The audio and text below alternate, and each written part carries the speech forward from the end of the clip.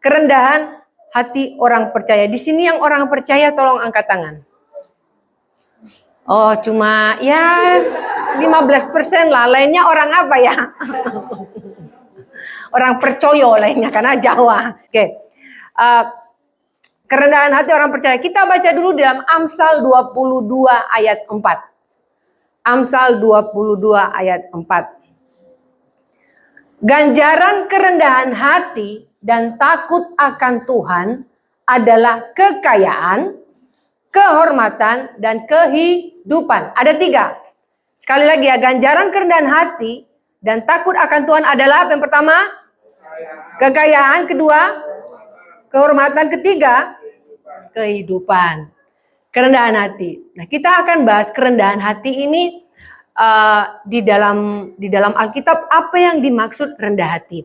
Rendah hati itu bukan seperti gini loh, bukan hanya anak saya kan pernah diajari sama suami saya, kalau lewat depan orang kan ada sopan santun ya kan, harus begini, betul? Nah, anak saya belajar, tapi anak saya ini saking dia menghormati semua, dia lewat depan mobil saya juga begini. Saya bilang, nah itu cuma di depan orang, depan mobil nggak usah. Dia lewat motor orang gini, mobil gini. Itu bukan seperti itu ya. Jadi kalau bicara kerendahan hati, kita akan bahas nanti 3 hal. Kerendahan hati ini bukan hanya bagaimana kita hormat akan orang lain, bagaimana kita juga lebih mengutamakan orang lain. Kita akan bahas yang pertama ketika bicara kerendahan hati itu namanya, kalau bahasa Inggris meekness atau kelembutan hati. Tapi bukan lemah gemulai begitu ya. Jadi takutnya nanti di sini ada bapak-bapak, para pria juga terlalu gemulai, itu kita geli-geli nanti ya. Jadi kelembutan hati. Kalau bicara kelembutan hati, ini menempatkan dirinya bukan menjadi yang terutama. Jadi tidak pernah menempatkan dirinya menjadi yang terutama. Misalnya seperti ini, atau di kereta api, selalu ada di sudut itu dekat pintu kan ada untuk ibu hamil, terus yang pakai tongkat, jadi ada tanda bahwa yang duduk di situ hanya boleh orang hamil atau orang tua. Dan biasanya kursi itu diberikan buat mereka. Jadi kalau misalnya udah terlanjur ada yang duduk di situ, yang anak muda, ketika ada ibu hamil naik atau orang tua naik, dia harus berdiri dan memberikan kursi itu kepada yang lebih tua atau kepada yang ibu hamil. Jadi tidak mengutamakan dirinya sendiri. Kemarin saya lihat satu video. Jadi kalau di Amerika itu kan orang gila-gila tuh mau nonton baseball itu. Nah, kalau bolanya itu sudah dilemparkan sama pemain, rebutan. Nah, waktu itu ada seorang pemain, dia melemparkan bola itu sama anak kecil yang minta bola dilempar. Tiba-tiba ada ibu-ibu lari dari atas, bolanya direbut dari tangan anak kecil. Dan dia begitu senangnya, dia bilang dia dapat bolanya. Dia tidak tahu bahwa ribuan orang menonton dia di layar yang begitu besar, dia mengambil bola dari tangan anak kecil. Nah, itu orang tua yang tidak tahu malu ya. Bagaimana seorang orang tua sendiri, dia harusnya lebih tahu bagaimana cara bersikap, tidak bisa menjadi contoh. Mengutamakan diri sendiri itu tidak termasuk dalam kerendahan hati. Jadi dimulai dari hal yang sangat sederhana dulu. Bagaimana mengutamakan orang lain. Mengutamakan orang lain, jangan sampai egois. Ini namanya kerendahan hati. Kalau kita di gereja, nah kita sekarang di gereja bukan di rumah. Bagaimana cara kita mengutamakan orang lain? Ada yang bisa kasih contoh? Kalau di gereja bagaimana cara kita mengutamakan orang lain? Banyak orang berpikir mengutamakannya gimana ya Bu? Masa kasih dia kursi di depan? Kalau di gereja mah orang lomba-lomba siapa duduk di belakang, tidak mau duduk di depan. Tahu kenapa alasannya duduk di belakang? Ayo, ada yang tahu nggak kenapa jemaat lebih suka duduk di belakang daripada di depan? Hah? Takut pembicaranya muncrat. Kalau ngomong nanti muncrat semua. Padahal berkat loh itu, semakin Anda kena ludah yang banyak itu urapannya banyak. Jadi gini, mengutamakan orang yang di gereja ini, mengutamakan seperti ini. Utamakan sapa duluan, jangan tunggu disapa dulu. Itu loh, bukan hal yang susah untuk dilakukan loh. Kenapa kita tunggu disapa dulu baru nyapa? Terus dia shalom, oh shalom, nunggu liatin. Ini hal yang simple untuk dilakukan. Itu mengutamakan. Kedua, ini pintunya masih oke lah, masih besar ya. Enggak juga, kecil. Di satu gereja saya pernah rebutan keluar. Kenapa kebelet tapi bisa Maksudnya biar dulu yang tua lewat. Kenapa Anda harus buru-buru? Karena semua kepengen cepat pulang. Kalau kepengen cepat pulang, ngapain tadi ke gereja? Kayak anak sekolah aja, anak sekolah gitu ya, berapa detik lagi mobil bunyi, udah bel, wah, nih, keluar semua lari. Di gereja nggak usah rebutan keluar. Hal yang sangat sederhana untuk kita lakukan, mengutamakan. Nah, ini termasuk dalam kerendahan hati. Supaya kita tahu kelembutan hati itu bicara mengutamakan orang lain, bukan diri kita. Karena kalau kita terus berpikir tentang diri kita sendiri, kita tidak akan belajar ajaran Kristus. Kristus selalu mengajarkan kita untuk mengutamakan orang lain. Itu namanya kerendahan hati orang percaya. Orang percaya tahu apa yang dilakukan oleh Kristus. Orang percaya tahu apa yang diajarkan oleh Kristus. Ketika Yesus dan murid-murid pelayanan ke banyak tempat, mereka pelayanan ke banyak tempat, banyak orang yang ngikut. Nah, orang yang ngikut ini kan nggak bawa makanan. Murid Yesus sampai bilang gini, duit kita tinggal segini, ngapain kita kasih makan orang-orang seperti itu? Ada Yesus komplain tidak? Tidak, Yesus tidak komplain. Malah Yesus bilang, apa yang ada? Coba tanya apa yang ada. Ada 2 ikan, kemudian 5 roti. Jadi Yesus tidak egois. Kalau Yesus egois mengajarkan, suruh mereka cari makan sendirilah. Siapa suruh ngikut? Betul. Kalau Anda ikut saya misalnya ke rumah, saya bilang ngapain ngikut? Misalnya loh saya, ngapain ngikut saya? Minta makan. Oh mungkin untuk 1 orang saya boleh kasih. Ya 10 orang oke lah. Kalau 5.000 orang ikut saya, itu saya mau kasih makan apa? Oh depan rumah saya ada rumput banyak, boleh silakan. Bisa, saya nggak usah panggil tukang rumput lagi. Yesus itu mengajarkan kita bagaimana mengutamakan orang lain. Tetapi ajarannya dia mengajarkan utamakan orang lain. Ketika engkau punya 2 baju, dan baju itu memang sangat kita butuhkan, tetapi kita masih punya untuk dipakai, dan kita lihat ada orang lain membutuhkan, berikan. Maknanya seperti ini, apa yang kita punya sudah sangat cukup buat kita. Ketika mata kita melihat ada orang yang tidak punya, belajar untuk berbagi. Tidak harus menunggu Anda kaya untuk boleh berbagi. Jadi ini kelemah lembutan ya, tidak menempatkan dirinya menjadi yang utama. Kemudian di dalam kelembutan hati ini, makna kedua dari kelembutan hati itu adalah memiliki pengendalian diri. Bisa mengendalikan diri. Kalau marah, ini kan sering dikhotbahkan. Kalau ada orang membuat Anda marah, Anda harus bisa mengendalikan diri. Misalnya, orang itu ngomong, wah, Anda mau marah gitu loh. Anda gak usah teriak, gak usah marah. Tahan saja amarah, mesti dalam hati, kurang ajar, semoga ditabrak cepat mati. Gak boleh begitu. Saya itu paling jengkel kalau lagi nyetir. Saya tidak menyalahkan ibu-ibu, karena saya juga ibu-ibu. Kenapa kalau sennya kiri dia ke kanan? Kenapa kalau sennya kanan dia ke kiri? Malah dikasih sen kiri tidak ke kiri-kiri, kasih sen kanan tidak kanan-kanan. Ini ibu mau kemana toh? Kita ke kiri, tiba-tiba dia ke kiri. Iyalah, udah kita ke kanan, dia ke kanan juga. Kamu, misalnya begitu rasanya dalam hati, ibu ini dapat SIM-nya dari mana sih? Ada emosi yang ingin kita keluarkan melihat yang seperti itu. Dan itu kita bisa alami setiap hari. Jadi ada tukang parkir. Saya percaya tukang parkir ini begini. Biar miskin asal sombong, itu paling tepat buat si tukang parkir. Saya kan parkir. Woi, dia bilang gitu. Tak pikir manggil siapa? Woi, saya nggak ngerti dia ngomong apa. Hah? Woi, ngomong apa sih? Iya Pak. Jadi maksudnya Anda mau parkir gitu loh. Saya mau parkir. Apa sih Bapak ini? Terus saya tetap turun, saya belanja, terus saya ini, apa toh Pak? Minta 5.000. Loh, saya aja belum turun, belum parkir, dia sudah minta duit dulu. Saya bilang, apa Pak? Parkir. Loh iya saya parkir. Duit Anda. Bapak ini kok darah tinggi, marah-marah.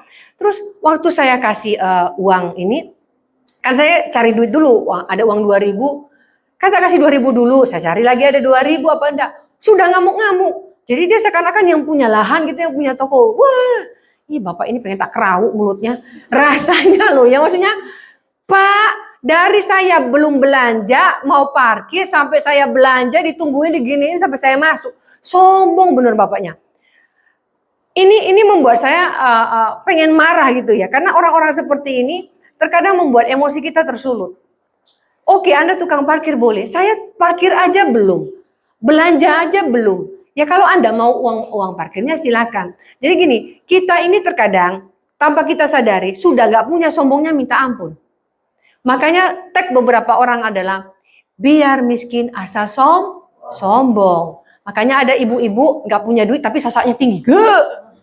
Yang penting kalau ke pesta bagaimana sasaknya tinggi. Saya kan pernah cerita tuh. Saya pernah ke sebuah acara Natal. Ibu-ibu saking sasaknya tinggi lewat, ini kena pohon Natal. Ini ibu sasaknya ketinggian, Re. Terus lewat di pohon Natal. Entah pakai apa rambutnya, terus ada mainan Natal itu nyantol gitu loh. Jadi akhirnya manggil singer. 2 menit sebelum acara itu loh, 2 menit sebelum acara masih sibuk ngelepasin. Terus katanya gini, ngelepasinya jangan sampai sasaknya kempes. Yang mau lepasin ini ya kan harus ditarik. Awas loh ya, nanti botak bagian situ ya. Yang penting sombong dulu. Nah ini nggak boleh loh ya. Kelemah lembutan hati itu memiliki pengendalian diri. Kita kendalikan diri. Kalau kita tidak punya apa-apa ya sudah apa adanya. Kita tidak usah membuat orang terkesan. Kalau memang kita hanya punya sepeda motor, nggak apa-apa. Yang penting gelundung. Ya, Anda bisa jalan kaki, puji Tuhan. Anda punya kaki kok. Anda rumahnya ngontrak, nggak apa-apa. Ini namanya mengendalikan diri dan kita juga harus tahu keadaan kita. Tidak harus menunjukkan siapa kita dengan apa yang kita miliki. Tunjukkan siapa kita dengan siapa Tuhan yang ada dalam hidup kita. Jadi pengendalian diri ini bicara bukan hanya di satu hal ya, dalam banyak hal. Mengendalikan emosi, mengendalikan harga diri Anda. Kadang-kadang orang kan gengsinya tinggi. Itu termasuk dalam kerendahan hati orang percaya. Jadi kita baca dulu dalam Efesus 4 ayat 2. Efesus 4 ayat 2. Hendaklah kamu selalu rendah hati, lemah, lembut dan sabar. Tunjukkanlah kasihmu dalam hal saling membantu. Kita bahas dulu. Sabar. Di sini yang sabar tunjuk tangan. Yang pura-pura sabar juga boleh tunjuk tangan. Gak ada yang sabar, bagus. Ngaku semua. Ya, menjadi orang sabar itu tidak mudah. Kalau yang di sekitar Anda, sorry ya, kayak kayak ulet bulu. Tahu? Goyang terus buat ini orang namanya. Jadi Anda akan gemes melihat orang seperti ini. Kesabaran akan selalu diuji. Kesabaran diuji. Misalnya, kesabaran seorang suami itu diuji ketika istrinya itu, kalau cerewet kan sudah biasa. Tapi ketika istri misalnya minta ini, minta itu, padahal aduh ini istri mau dicerai nggak boleh. Kalau kata pendeta dicerai nanti berdosa, kalau dibuang ke toilet juga susah, dibuang ke tong sampah juga nanti nggak ada tukang masak kan, kasihan gitu loh. Salah satu kesabaran dari suami adalah ketika istrinya minta suaminya romantis. Nah, yang suami di sini tunjuk tangan dulu. Jomblo semua dah ini. Ya Tuhan berikan mereka jodoh. Atau pura-pura nak mau ngaku, unjuk tangan istriku di sebelah cuit. Ucuk. Jadi istrinya gini, kirim WA dari rumah. Yang lagi ngapain gitu. Terus belum dibalas. Sudah centang 2 tapi belum biru. Biasanya istri itu nunggu-nunggu. Nggak dibalas ini ya. Kalau kamu lagi tidur, kirim aku mimpimu. Nggak dibaca juga. Dikirim lagi berikutnya. Kalau kamu sedang tertawa, kirim aku senyummu. Ya, istrinya lagi ke pasar, suaminya di rumah. Nggak dibaca juga.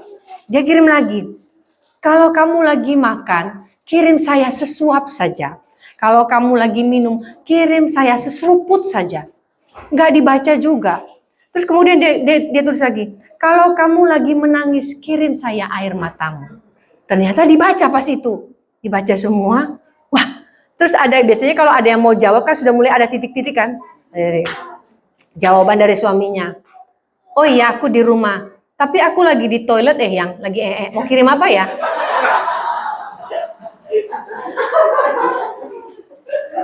Nggak romantis suaminya ini. Emosi nggak istri kalau dijawab begitu? Makanya istri-istri jangan minta suamimu romantis. Sudahlah, yang penting dompetnya ada isinya. Justru curigai kalau suamimu terlalu romantis. Takut-takut di luar sana dia nanti romantis juga.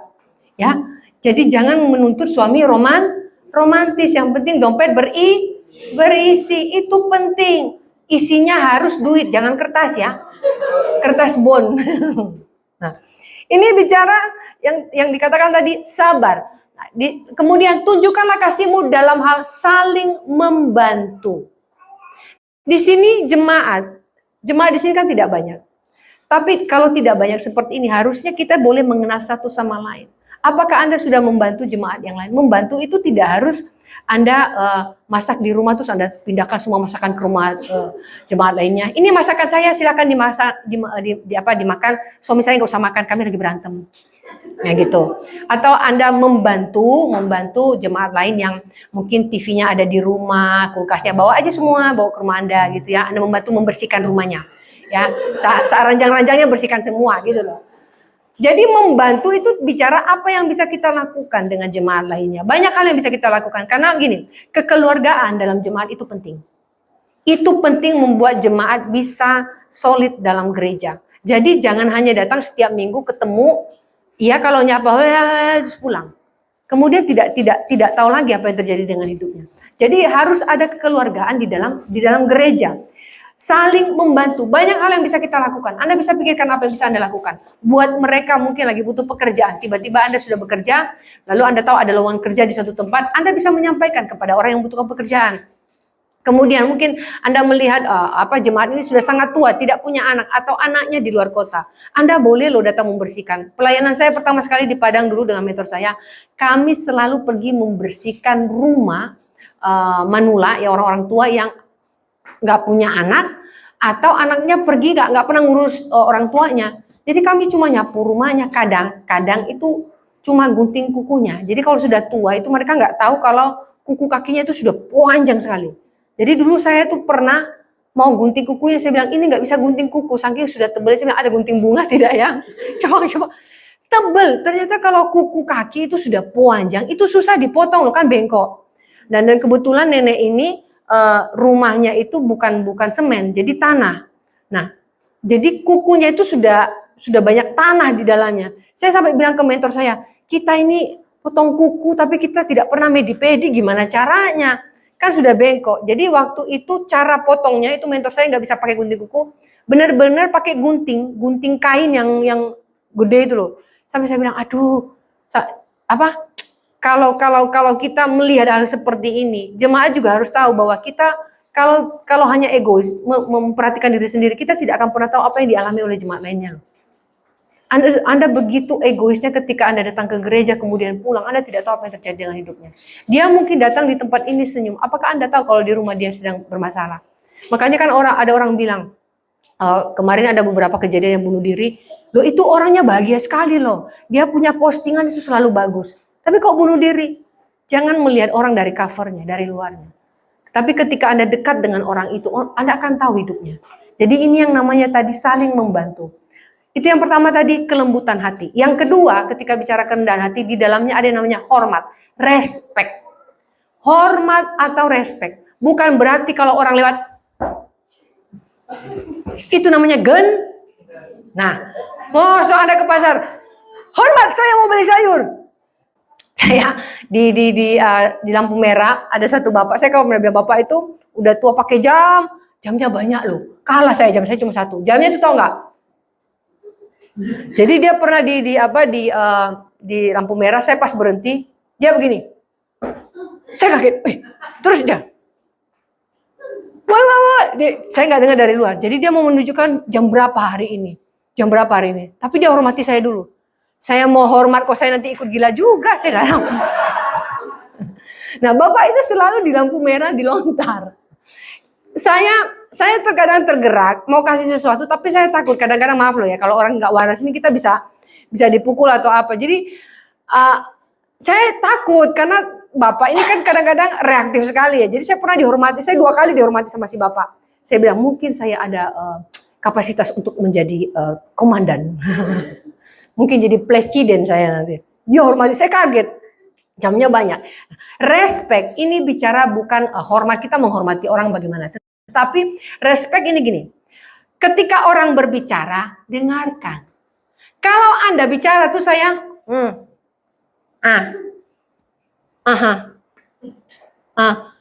artinya saya tidak memperhatikan Anda. Saya tidak peduli, saya tidak respect Anda. Ketika ada orang berbicara, ini tidak bicara harus yang lebih tua loh ya. Siapapun lawan bicara Anda, dengarkan. Meskipun kadang dia ngomong gak karu-karuan. Saya, apalagi sebagai hamba Tuhan ya, saya sering diajak ngobrol sama jemaat yang kadang sinyalnya kurang. Tahu sinyal kurang? Tahu ya? Saya diajak ngobrol, saya udah mau pulang. Bu, itu ya Bu, kalau kita ke sana, padahal tidak ada, awalnya cerita apa? Itu nanggene, nanggono, nanguni, dia bisa jawab. Terus saya ketawa. Saya juga ketawa. Saya bilang ngomong apa Ibu ini? Tapi jadi kemarin saya di video call. Saya pikir tumben-tumbenan saya di video call dari desa. Ternyata Bu ini si ibu ini mau ngomong, ibu yang kurang sinyal itu. Saya ditunjukin tahu lemon satu karung. Bu, maksudnya ini buat ibu. Apa itu? Lemon. Itu caranya. Terus dia ngomong sama yang pegang HP, kasihkan. Ibunya, gimana caranya? Iku loh. Jadi dia tunjuk saya di HP, jadi suruh masukin ke HP. Saya juga dengan bodohnya, terima kasih ya. Ya, matur nuwun nggih. Terus, saya bilang ini video call zaman apa ini? Saya mau dikasih lemon. Terus saya minta terima kasih dulu. Ya, yang mau ini, yang video call sampai bilang, ya apa Bu, ditinggal di rumahku. Ya setelah ini kamu bagi-bagi. Terus dia bilang, jangan lupa loh ya. Jangan lupa, dia bisa jawab, jangan lupa kasih lewat HP. Saya bilang, oh iya, ya terima kasih. Tapi ya namanya ngomong dengan orang yang kurang sinyal. Apakah saya, ini orang kurang sinyal, pasti saya matikan HP-nya. Dia lumayan lama video call. Tapi saya nggak ngerti ngomong apa. Mau mengatakan karena saya hamba Tuhan, saya harus responi orang. Tapi ketika Anda belajar tentang kerendahan hati yang diajarkan oleh Kristus, siapapun lawan bicara Anda harus menghargai. Dia kurang sinyal, tidak kurang sinyal. Puji Tuhan Anda sinyalnya penuh. Jadi responi orang dengan sinyal penuh. Puji Tuhan sinyal Anda penuh. Berarti kan itu cara Tuhan memakai Anda untuk mulai meresponi orang lain. Kalau ada orang ngomongnya nggak nyambung, ya sudah. Anda bilang aja puji Tuhan, Tuhan Roh Kudus terjemahkan apa yang dia maksud ini gitu. Harus meresponi orang dengan cara seperti itu, namanya respect. Jadi respect itu yang pertama adalah hormat itu beretika. Jadi bukan seperti anak saya tadi etikanya di depan mobil begini, bukan. Beretika adalah bagaimana Anda bisa menghormati orang lain. Bagaimana Anda bisa menghargai orang lain ketika orang lain itu berbicara. Terlebih ketika orang lain punya ide. Kadang-kadang idenya tidak masuk akal. Iyakan saja dulu. Karena kadang orang merasa lebih pintar dari yang pintar. Betul? Apalagi kalau di gereja. Saya pernah dikasih usul di gereja. Bu, kita ganti pohon Natalnya. Pakai apa? Bambu, boleh. Diapain? Bambu runcing. Kita mau perang. Nanti di ujung bambu runcingnya kita kasih kulit telur itu loh Bu. Kayak di bunga-bunga. Terus ya dikasih lampu telur-telurnya. Saya nggak nyambung ya. Gimana taruhnya? Ya itu nanti Bu, kita semen di depan. Saya bilang sama gembalanya. Anda ngomong aja sama jemaat Anda ini. Saya tidak paham maksudnya apa. Terus gembalanya dari jauh bilang, main biola Pak. Maksudnya kurang sinyal. Pendetanya untung baik juga. Ngomong bahasa Jawa. Terus dia senang, dipikir idenya sudah diterima. Tapi namanya orang kurang sinyal, besok dia lupa pohon Natalnya. Pas ada pohon Natal yang ini, api ya pohon Natalnya, api ya. Dia lupa usulnya pohon Natal pakai bambu runcing. Nah, ini yang namanya beretika. Jadi dengarkan saja dia ngomong dulu. Kemudian tahu yang namanya harga diri. Tahu harga diri ini seperti ini. Jadi ketika kita direndahkan orang lain karena kita tidak punya apa-apa, ketahuilah bahwa harga diri kita di dalam Kristus sangat mahal. Karena kita sudah ditebus dengan darah Kristus. Jadi jangan pernah malu ketika direndahkan. Kamu kok begini? Ada anak dia malu awalnya karena dia sering dibilang anak orang tuanya cacat. Jadi bapaknya itu cacat, kakinya timpang sebelah, sedangkan mamanya cacatnya itu ada kayak orang stroke itu loh. Tapi itu bawaan lahir, jadi mulutnya miring. Tapi dia normal. Dan teman-temannya sering bully dia, sering disebut anak-anak orang tua cacat gitu. Sampai dia tuh merasa kenapa Tuhan itu tidak adil kasih saya orang tua cacat.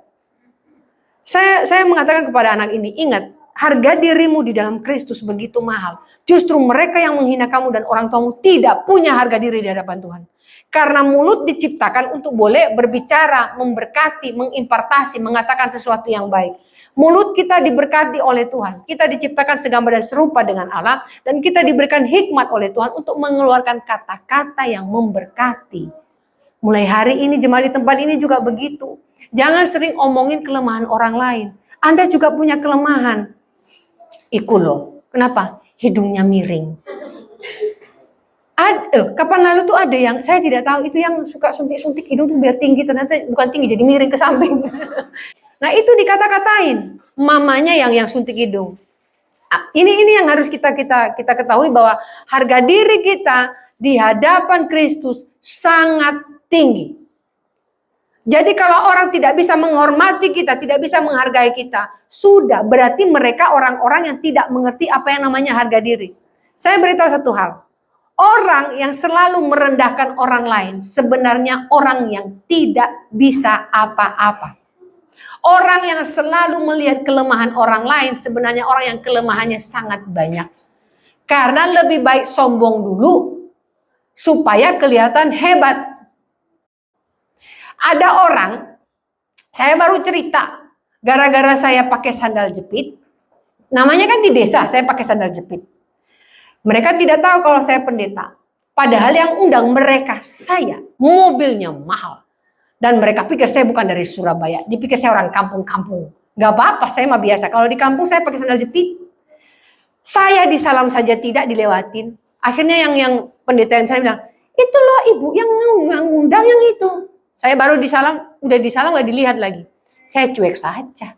Bagi saya undang Anda mau datang, Anda bawa sembako, puji Tuhan. Tapi kalau Anda datang bawa sembako untuk jemaat di tempat di desa ini hanya untuk pamer-pamer, saya rasa itu tidak berkenan di hadapan Tuhan. Balik lagi, saya tidak menjelekkan orang lain. Tapi saya ingin mengatakan bahwa terkadang ada orang-orang yang tidak bisa menghargai kita karena lebih melihat apa yang kita punya.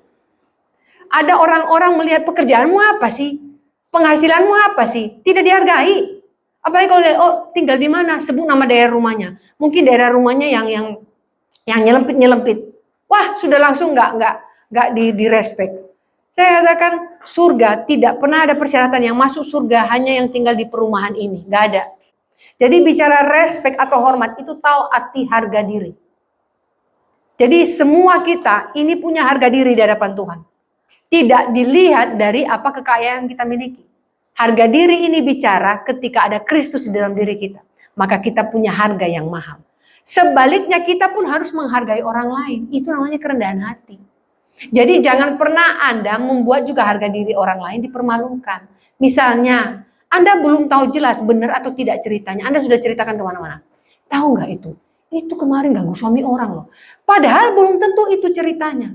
Saya kan pernah cerita kan yang ada ibu-ibu. Ibu ini cerita. Dia ngomong gini ke si ibu ini. Dia bilang, aduh aku nih curiga loh. Suamiku ini kan sering kerja di luar kota. Gimana ya, kadang-kadang aku tuh takut gitu loh. Hanya itu omongannya, hanya itu. Ibu ini cerita ke ibu berikutnya. Kata si ibu itu, suaminya selingkuh. Tadi nggak ada bahasa selingkuh loh. Sampai ke ibu ketiga ngomong ke pendeta. Bu, didoakan bu. Itu kayaknya suaminya itu punya istri lagi. Si pendeta bilang, loh kok ibunya nggak ngomong ke saya ya? Kebetulan itu dikonfirmasi sama ibu keempat berikutnya. Wes katanya sudah punya anak loh. Cerita baru 2 hari sudah punya anak tuh gimana ceritanya? Akhirnya si ibu bilang, sudah menikah lagi punya anak. Dipanggil si ibu yang tadi. Terus tak bilangin, hati-hati kalau ngomong bu, kadang-kadang sensitif ngomong begini. Ditanya, bu ada masalah apa dengan suami? Oh iya, suamiku tuh sering keluar kota. Si ibu ini, oh berarti benar juga ya. Gini, soalnya aku takut dia itu sakit. Bukan selingkuh, sakit. Loh kenapa? Dia itu ada asma. Tiap kali sakit ditanya dia bilang sehat. Tapi kok tiap kali ditelepon kadang-kadang dia bilang, saya aku capek gitu. Suaminya itu kena asma, jadi dia takut suaminya itu kenapa-kenapa. Bukan selingkuh. Cerita yang kembali ke pendeta sudah menikah dan punya anak. Padahal baru cerita 2 hari. Nah ini orang-orang yang sudah membuat harga diri ibu ini malu. Dan itu sudah diceritai semua jemaat tahu. Itu loh suaminya menikah lagi punya anak. Ketika Anda berdiam di dalam sebuah gereja, ketahuilah fokusnya kepada Tuhan. Kecuali pendetanya sudah tidak benar, pendetanya sudah tidak menjadi berkat, mengajarkan bukan ajaran Kristus, keluar dari gereja itu. Tapi kalau hanya bicara Anda tidak cocok dengan jemaat A, jemaat B, dimanapun Anda tidak akan pernah cocok dengan manusia. Manusia ini tidak sempurna. Bukan sebuah solusi ketika Anda berpikir bahwa ketika pindah dari gereja ini, Anda ke gereja lain lebih enak. Gak ada, Anda akan ketemu dengan manusia. Selama gembalanya adalah manusia, Anda akan kecewa karena manusia tidak sempurna. Tetapi ketika Anda fokus kepada Tuhan, Anda bisa lihat Anda semakin bertumbuh kok. Karena orang yang seperti kutu loncat pindah di mana-mana tidak akan bisa bertumbuh. Kalau yang dia lihat manusia. Di tempat ini juga seperti itu. Kalau Anda lihat mungkin jemaat di tempat ini cuma segini. Kemudian Anda mungkin berpikir, kok gak enak, kok gak begitu, kok di sana lebih enak. Tidak ada yang lebih enak. Yang lebih enak adalah ketika di tempat ini dipenuhi hadirat Tuhan, Roh Kudus bekerja, itu paling enak ibadahnya. Nah itu kan hanya membuat suasana ambience saja. Tapi bagi saya, suasana menikmati hadirat Tuhan itu adalah ketika ada hadirat Allah, ada Roh Kudus di gereja. Itu yang penting. Kita baca dulu 1 Petrus 2 ayat 17. 1 Petrus 2 ayat 17 mengatakan, hormatilah semua orang. Garis bawahi, semua orang. Meskipun orangnya sinyalnya setengah, hormati, dia ciptaan Tuhan.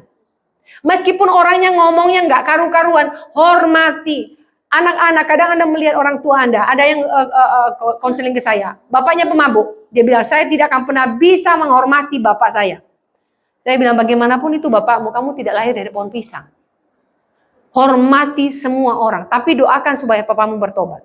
Dan ada satu anak, dia masih SMA, mamanya itu menikah berapa kali cerai. Sampai saya bilang, suami mamamu berapa sih? Dia bilang, saya tidak akan mengampuni mama saya. Dia membuat saya malu, karena teman-temannya manggil mamanya itu pelan, gitu. Bukan, mamanya bukan itu, cuma karena dia menikah dengan pria yang tidak bertanggung jawab, menikah sebentar saja, kemudian ditinggal, terus dicerai, terus dia menikah lagi. Nah dia tidak bisa menghormati mamanya. Tapi dikatakan di sini, hormatilah semua orang. Termasuk ketika ada hamba Tuhan yang mengecewakan Anda, mungkin dia bersalah. Saya katakan tetap hormati dia. Karena bagaimanapun kalau dia sudah berbuat tidak benar, itu urusan dia dengan Tuhan. Tapi kita di hadapan Tuhan hormati setiap orang. Tidak usah mengungkit apa yang sudah dia lakukan yang sakit. Itu akan menyakiti Anda. Tidak usah diungkit, ya sudah. Kalau dia sudah berbuat yang tidak benar, ya sudah. Itu urusan dia dengan Tuhan. Yang penting jangan hati kita rusak. Kalau hati kita rusak, pertumbuhan kita di hadapan Tuhan stuck. Tidak akan pernah bisa ini. Tidak akan pernah bisa bertumbuh. Yang ketiga, dari kerendahan hati orang percaya adalah mengerti kehendak Tuhan. Ini penting. Mengerti kehendak Tuhan bukan kehendak kita.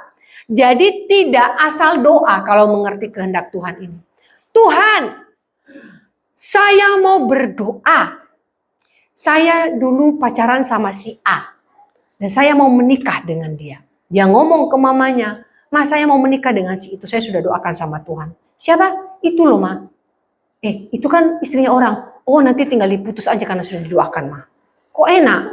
Loh soalnya itu dulu pacar saya tahu dia jodoh saya. Jodoh dari mana? Dia udah menikah sama orang lain. Dia salah jodoh Ma. Jangan asal doa. Kemudian Tuhan saya mau rumah yang besar dengan mobil yang besar. Dengan uang yang banyak. Kita terkadang berdoa seperti ini berpikir itu akan membuat kita bahagia. Orang yang salah doa meminta sesuatu yang dia tidak mampu. Yang dia tidak mampu handle ketika dia punya. Jadi banyak orang tiba-tiba kayak mendadak. Tiba-tiba dia lupa. Lupa dengan hidupnya yang sebenarnya. Akhirnya dia diperbudak oleh uang itu. Jangan pernah salah doa. Jadi kalau berdoa begini, tanya kehendaknya Tuhan. Termasuk yang cari jodoh. Saya tidak pernah bilang ke Tuhan, Tuhan Saya mau jodoh yang tinggi, yang putih, jangan gemuk, yang banyak duitnya, yang punya mobil, yang matanya dua, yang penting lubang hidungnya juga dua. Gak pernah. Doa saya cuma satu, Tuhan, saya mau menikah di usia 28 atau 29. Yang penting laki-laki punya pekerjaan, takut akan Tuhan. Suami saya dulu Buddha. Tapi bukan saya katakan orang Buddha jahat, tidak. Tetapi kan kalau kapal itu nakodanya dua, tidak sama, itu tidak seimbang. Nah, saya tahu proses saya dalam hal ini, saya bertanya kepada Tuhan. Tetapi dia punya proses dengan Tuhan juga. Dia akhirnya percaya Tuhan, barulah kami menikah. Bukan setelah menikah dengan saya dia jadi Kristen, tidak. Nah, banyak orang seperti ini. Nikah dulu, akhirnya yang penting nikah dulu di gereja. Belum ada pertobatan. Itu salah ya. Yang belum menikah ingat. Jangan menikah dulu sebelum benar-benar menerima Yesus secara pribadi. Nanti Anda akan berantem terus. Berantemnya kenapa? Karena cara berpikir orang yang tahu kebenaran firman Allah dengan yang cara berpikir yang berbeda itu selalu punya cara berpikir yang berbeda. Balik lagi, mengerti kehendak Tuhan tidak asal doa. Kemudian tidak asal protes. Orang yang rendah hati, orang percaya yang rendah hati tidak protes terus. Pendeta itu kok begini sih? Gereja ini kok begitu sih? Pemain musik ini kok begitu? Protes terus.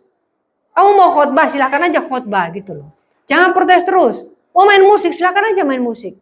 Kita selalu menuntut supaya orang sempurna. Dan kita tidak sempurna loh. Protes terus. Jangan juga protes yang di rumah. Suamiku begini, istriku begini, anakku begini, semua diprotes. Jadi mengerti kehendak Allah, ketahuilah ketika kita mengerti kehendak Allah, kita bisa tahu apapun yang ada di sekitar kita, Tuhan terlibat di dalamnya. Kalau di rumah Anda punya, gini, gitu saya pernah baca buku, dia bilang seperti ini.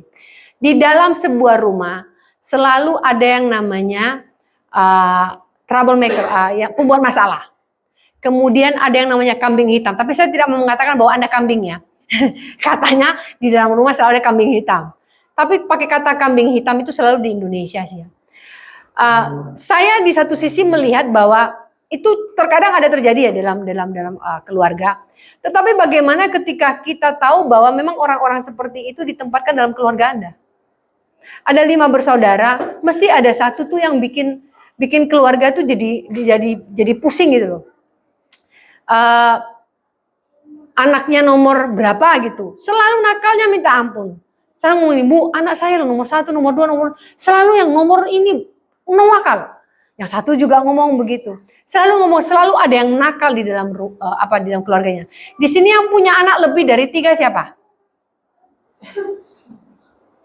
Yang ketawa itu saya curigai.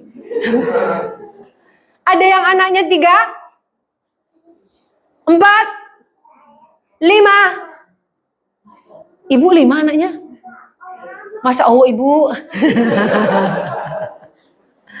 Bagaimana Ibu? Punya anak 5. Selalu nanti ini kok lebih ini kok lebih itu. Itulah hasil produksi Ibu sendiri. Jadi jangan protes Bu. Gen dari bapaknya, gen dari mamanya. Yang mendidik juga orang tua. Kiare anak ketek iki lho ya. Ketek sapa? Jadi kita selalu protes ada satu anak. Kalau kita didik anak dengan benar, dia juga akan jadi benar.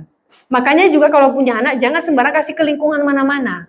Anda kasih dia ke lingkungan di mana ya dia seperti itu. Lingkungan anak yang paling berpengaruh adalah keluarga. Jadi jangan bilang nanti kok anakku jadi begini ya. Lah mamanya siapa loh? Bapaknya siapa? Kita jadi orang tua harus tahu. Jadi jangan protes terus. Kemudian ada di gereja, protes terus. Kok begini? Ya sebentar, di gereja itu yang penting adalah kepemimpinan. Siapa pemimpinnya dulu? Pemimpin itu mengimpartasi. Nah ketika pemimpin mengimpartasi, kemudian pemimpin itu tidak hanya gembala. Pemusik pasti ada yang memimpin. Kemudian di setiap divisinya kan ada yang memimpin. Itu harus mengimpartasi sesuatu, semua bertanggung jawab. Jadi jangan hanya bilang ini tanggung jawab gembala ini. Di gereja sering itu terjadi. Yang dituntut satu orang toh, yang diprotes satu orang toh. Gereja ini milik Kristus. Semua bertanggung jawab di dalamnya. Jadi tidak boleh asal protes. Ada anak guru bilang gini ke anak muridnya. Bagaimana supaya sekolah ini bersih? Karena sekolahnya kotor. Ada satu anak angkat tangan. Gimana? Tidak usah sekolah Bu, pasti bersih sekolahnya. Gurunya bilang, hah? Iya Bu, usah sekolah, kita di rumah saja. Jadi sekolah pasti bersih. Jadi kalau gembala bilang, bagaimana supaya gereja ini bersih dari orang-orang yang tidak antik? Gak usah ke gereja, Pak. Karena semua orang antik. Jadi terimalah keantikan masing-masing. Yang penting kita ini tahu keantikan seseorang itu tidak menjadi batu sandungan dalam gereja. Misalnya, orang ini antik, bajunya putih terus. Ganti apa enggak sih? Bukan urusan Anda. Orang ini antik kalau ke gereja pakai sandal. Ya daripada dia enggak pakai sandal. Ngapain urusan orang pakai sandal? Ada yang bilang ini, itu loh Bu, tahu enggak yang gereja? Mesti kalau ngikat rambutnya begini tuh loh Bu. Kok begini sih? Urusannya dia lah. Daripada situ botak enggak bisa ikat rambut. Kok ngurusin orang ikat rambut? Jadi yang tidak usah ya gini, setiap orang antik. Pertanyaan saya, kalau dia rambutnya setengah diginiin, apa mengganggu Anda di gereja? Kan tidak. Berapa bulan lagi kalau saya diundang ya, saya khotbah, saya rambut saya giniin. Anda terganggu tidak? Yang penting kan saya khotbah, kebenaran firman Allah dari Alkitab. Urusan apa Anda dengan rambut saya? Jadi jangan asal protes. Setiap orang antik, pendeta juga antik. Selama itu tidak jadi batu sandungan, puji Tuhan saja ada orang dalam hidup kita. Daripada nggak ada orang. Jadi Bapak Ibu yang ada di gereja ini, kerendahan hati bicara dimulai dari gereja dulu saja. Terimalah jemaat satu sama lain apa adanya. Sabar satu sama lain. Hargai satu sama lain. Hormati satu sama lain. Di situ nanti terbukti bahwa kita sudah belajar kebenaran firman Allah. Di mana Kristus mengajarkan bagaimana rendah hati. Kita baca dulu di dalam Yeremia 29 ayat 11. Ini ayat terakhir. Yeremia 29 ayat 11. Sebab aku ini mengetahui rancangan-rancangan apa yang ada padaku mengenai kamu. Demikianlah firman Tuhan, yaitu rancangan damai sejahtera dan bukan rancangan kecelakaan untuk memberikan kepadamu hari depan yang penuh harapan. Jadi ketika kita mengerti kehendak Allah, ketahuilah bahwa rancangan Allah dalam hidup kita adalah rancangan damai sejahtera. Allah sudah merancangkan kita hidup dengan keluarga siapa, dengan gereja apa, di lingkungan mana. Tuhan sudah atur semuanya karena rancangan Tuhan adalah rancangan damai sejahtera. Yang penting respon kita terhadap sekitar kita seperti apa. Begitu cara kita untuk boleh hidup di dalam kerendahan hati. Jadi kerendahan hati kalau di dalam bahasa Inggris tadi saya katakan, mungkin di Indonesia kan sulit kalau dibilang rendah hati itu hanya bagaimana kita cara menghormati, tapi tidak. 3 poin ini tadi penting. Karena kata-kata yang pertama adalah di dalam kerendahan hati adalah kelembutan hati. Itu yang pertama. Yang kedua apa? Respect atau hormat. Yang ketiga adalah mengerti kehendak Allah. Dan saya percaya kehendak Allah dalam hidup setiap kita luar biasa. Tuhan tidak pernah punya rencana yang buruk bagi setiap orang.